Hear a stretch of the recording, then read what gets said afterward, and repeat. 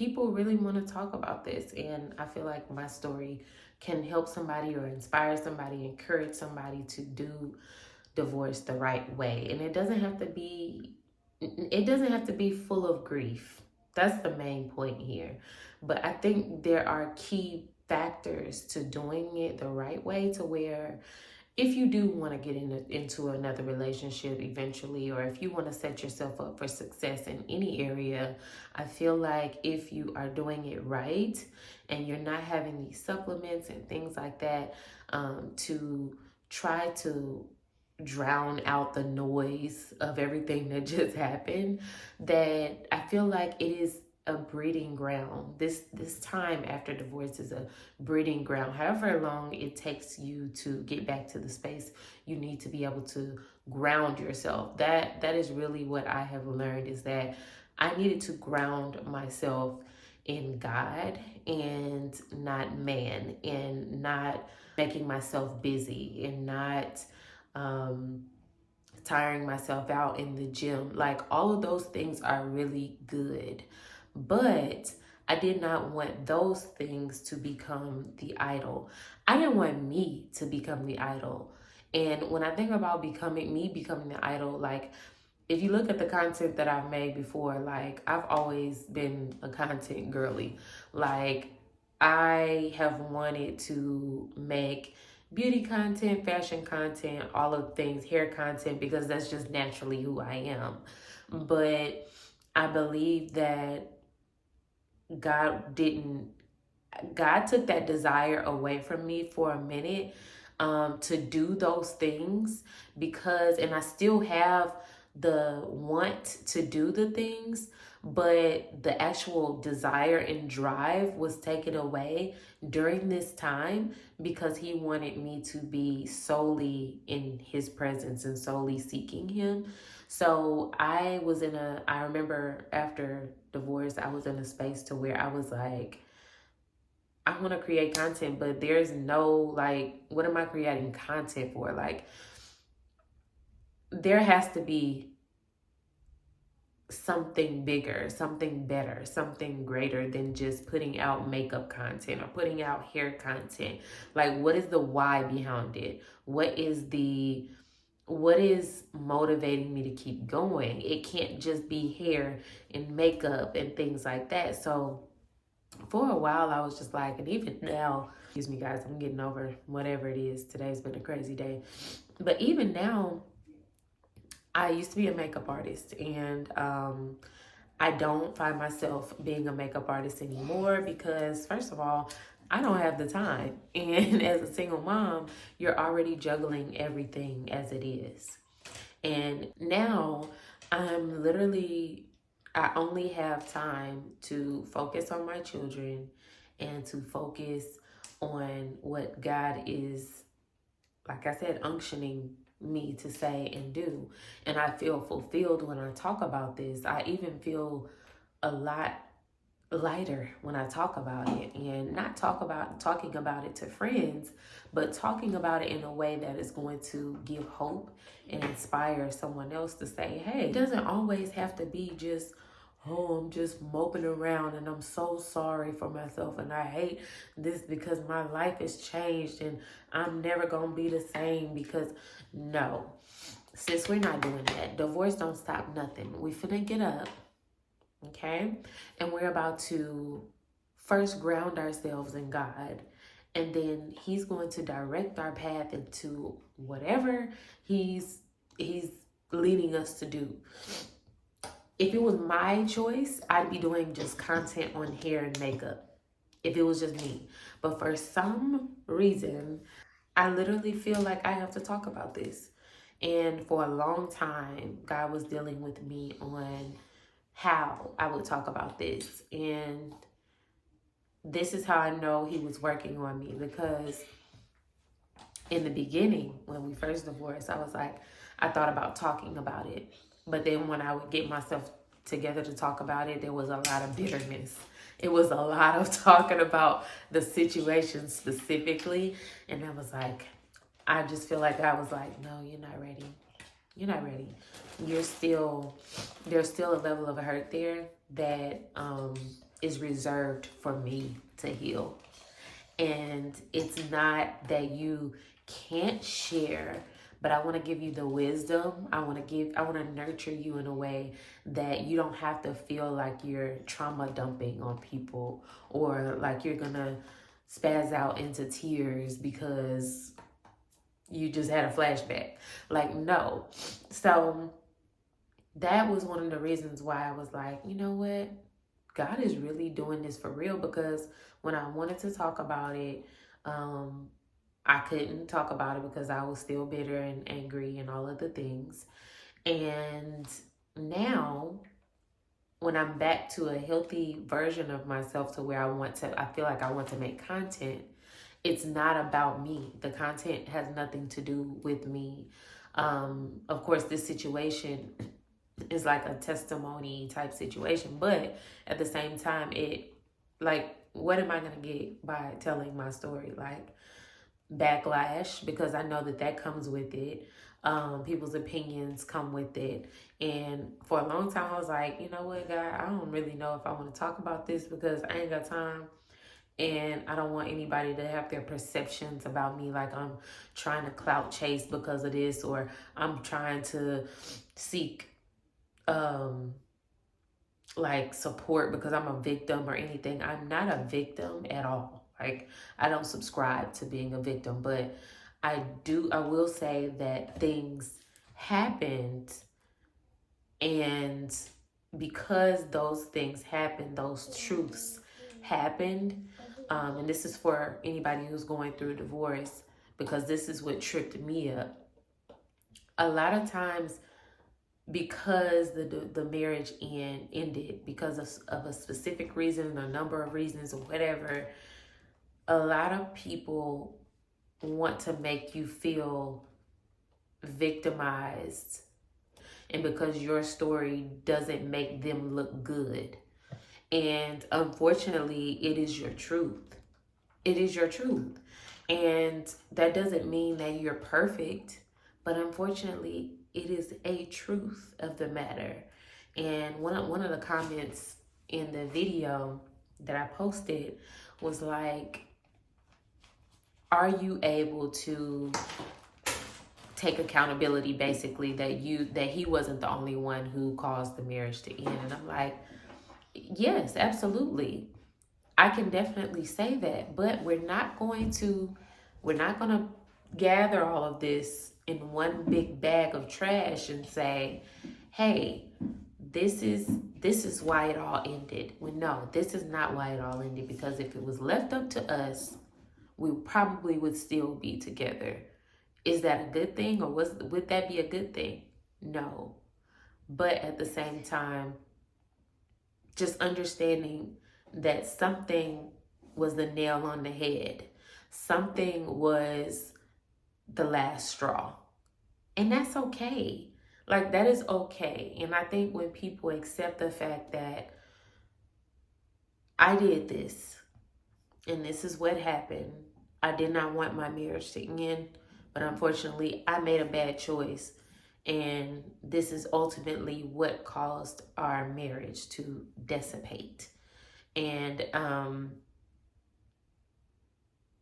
I think that there is reassurance in that with both parties. And I know it hurts to say that, yeah, I did this, and this is what caused my marriage to end. You can grow from being honest with yourself. You can grow from that. You can say, hey, I did this. I'm never going to do this again. I learned from that. And unfortunately, I lost my marriage and this and that. It's so much easier to say, no, you did this, so come on and take some blame with me. You're going to take some blame with me because I don't feel comfortable taking the blame myself. Not even the fact that you have to take the full blame, but most of the time when you come and say, I know this is why we ended, and I take full responsibility. Most people are going to naturally be like, if they're a good heart, they're going to be like, you know what? I probably could have did this better too. And I know that probably pushed you to whatever, and these aren't excuses, but a healthy person is going to realize and say, hey, I know, this wasn't the best. But here we are, and I love you. Unfortunately, this was too much. This ended the way that it ended, and I wish the best for you. But when there's a whole bunch of mess and going back and forth, like it just creates chaos. And I got to a point in my divorce where I was just like, you know what? I'm not even gonna argue it anymore. Whatever anybody has to say about it, I'm gonna let them think what they want to think. It's your world, baby. Do you? But I'm not gonna continue to be a part of it. Number one, and number two, I'm not going to discredit my experience because it makes you uncomfortable. Will I go and tell everybody your business? No, but if someone asks me, I'm going to keep it 100. And I'm also going to shed light on things that I've done too that could have made him uncomfortable. And I know for sure me, in my marriage, I was, like I said in the first video, I was very vindictive. And it was like, hey, if after a while I was like, if you can do it, I'm going to show you that I can do it better. I had gotten in this place where I was so angry and I was so hurt. And I was just like, I don't want my marriage to end, but I don't want to go out like a punk either.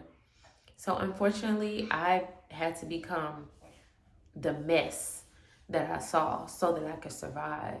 And that's kind of what you do when you adapt to environments. And this is a key right here. When you feel like you're having to adapt in a negative way in an environment and you see yourself doing things that take you out of character, it's time to go. It's time to go. And that was something that had happened to me. And I was rambling in my mind and I was just like, you know what? This is in me. And when I was talking to God about it, and I was like, it's not like those actions weren't in me. I believe that there are some negative, dark places in everybody, but there are certain environments that only bring that out of you. And that is why God creates boundaries and he gives you discernment to understand, no, you probably don't need to hang out with that person.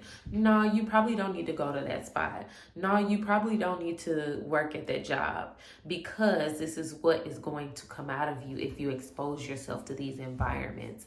And I think about when my dad was telling me about being unequally yoked when we had first moved to Texas for college. And I was like, okay, don't be unequally yoked. That sounds like it's easy to understand. It was not.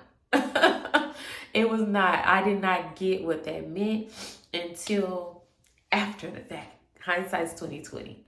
So I know that being equally yoked now is more so about making sure that person, their values align with yours. Their character traits are aligning with yours. There's certain things that if I'm in this vulnerable relationship with you, if we get into a bad space, that you're not going to do to me. Because if you do that to me, then that's going to put me in a position where I have to turn into this dark person that I didn't even know was in me. I didn't know it was in me. So when I was in my closet, I was like, he was showing me. Like, he was showing me. God was like, okay, you can point the finger all day, but I needed to get to the root of that person right there, because that is the person that we gotta do something with. That heart posture or lack thereof, that is what we have to eliminate, because when you don't ever need to do that, you don't ever need to get there no more. So, unfortunately, yes, this had to end. And you had some negative stuff in you too. So, let me deal with you. Before you decide to do anything else, don't move. Stay right here. Let me deal with that first before you get into another situation. And I'm going to mold you and shape you and equip you for certain things. And now you have the wisdom to not do these things anymore. Now you can go to Proverbs. My baby's in here with me. Now you can go to Proverbs and actually walk down and look at what it is to do this, and what will happen if you do this, and how you should be walking. Like the playbook is there. So he's dealt with me for real on things that I've just been like, oh my God, this is so crazy. This is literally crazy that, and God is amazing to show me these things. I believe that is grace, that he would even give me the ability to get out of it, to be able to see it, to be able to correct and be aware. Awareness is a gift, because some people are not aware. I have noticed that. And I'm like, do you not see what's going on here? I'm just confused. You don't see yourself? Okay, well, I guess on God's timing, you'll be able to see. Because clearly, I don't know, God has opened my eyes to something, because I'm seeing something. So I can't thank God enough. None of the things that he's done in my life, that he's shown me, has been like, outside of getting an apartment and getting a new job and stuff like that, that wasn't the highlight of this situation. The highlight of it all was the awareness. The highlight of it all is the transformation that has taken place. I asked God to take the taste of alcohol out of my mouth, because I know what I do when I drink. I know how I've been when I drink. I don't have the desire to drink anymore. Now, do I get these urges, like kind of like withdrawal? Like if you've been drinking or smoking your whole life, of course you're gonna have these urges. But it's something in my stomach that won't allow me to do it. It's like, you remember how that felt? No, you don't really want that. It's your conscience telling you that you feel like you want it. Another thing, that obedience, the main thing for the word for the year for me for 2024 was obedience. And it wasn't anything big for me. It was one thing. He was like, do not go to sex. Do not go to sex when this marriage ends. I don't know. Well, I know why. I definitely know why, because I've always been like this person that's been very sensual, that's been very just, feminine energy type thing, if that's what we're calling it these days. Some people may even call it Jezebel. And I'm not gonna lie, I feel like when I got into this dark space, I feel like I tapped into it. And it came out of me naturally. And when I've gotten into those spaces, I find myself now being convicted of certain things, of who I talk to. I find myself being convicted on what I wear. I find myself being convicted on the type of music that I listen to, certain environments that I used to put myself in. Kind of monitoring when I'm having conversations with men, seeing how the conversation turns, just being aware. And I think that's the type of stuff that you get when you get in his presence and not have those other distractions. And I think that is the goal. That is the goal right now. If I could inspire anybody that is going through divorce to do it the right way, I believe he is going to bless you he's going to honor the fact that you were obedient to what he said. Getting into another relationship after a marriage, especially a long-term marriage, if I was the other party, it has to be a red flag. Literally, it has to be a red flag. And we're not even going to talk about the side pieces and the cheating and all of the things. That's another video that I'm going to talk about. Don't have God teach you the lesson again. Don't do it, because I promise you, from my experience, the lesson is going to get harder and harder and harder if you don't learn the lesson. If he's trying to get your attention, if he's trying to do anything like that, the lessons are going to be,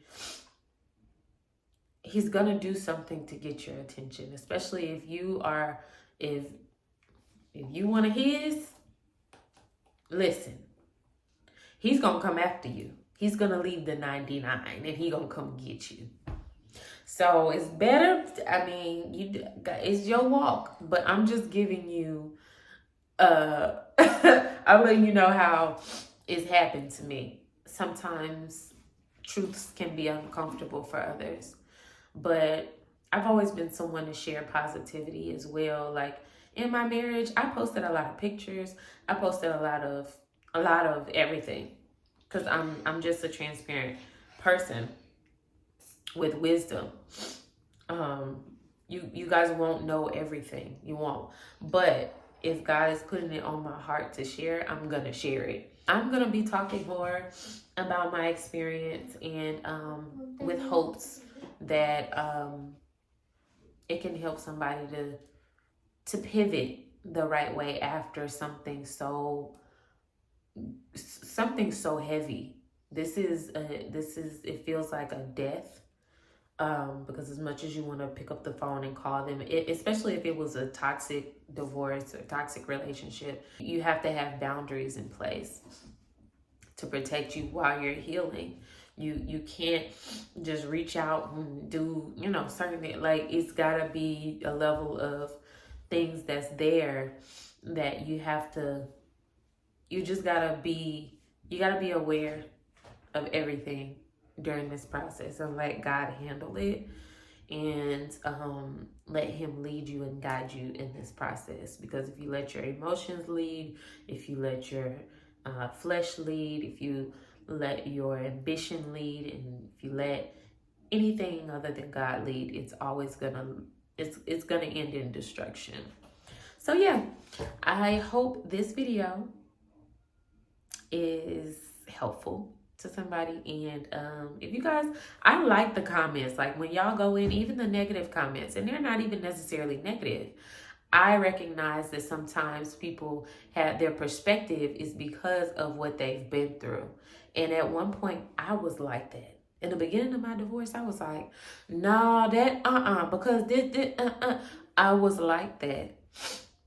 And there's still a little bit there in me. But like I said, this is a process. This is not something that's going to happen overnight. And that's the beauty of it. It is the beauty of the situation. If you start to look at it as a glass half full situation, this is a breeding ground for a beautiful reset. It does not have to be ugly. And I'm going to make videos of my process. I'm going to make videos of the things that I like on the timing.